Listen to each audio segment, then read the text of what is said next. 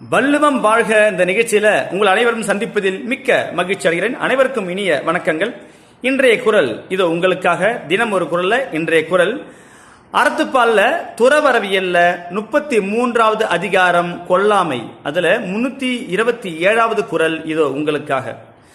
தன் உயிர் நீப்பினும் செய்யற்க, தன் உயிர் நீப்பினும் செய்யற்க, பிரிதின் உயிர் நீக்கும் வினை. தன் உயிர் நீப்பினும் செய்யக்கூடாது. தன் உயிரே போனாலும் செய்யற்க. எதை செய்யக்கூடாதுன்னா பிற உயிருக்கு கெடுதலை நாம செய்யக்கூடாது. ஏன்? அதை நினைக்கவே கூடாது.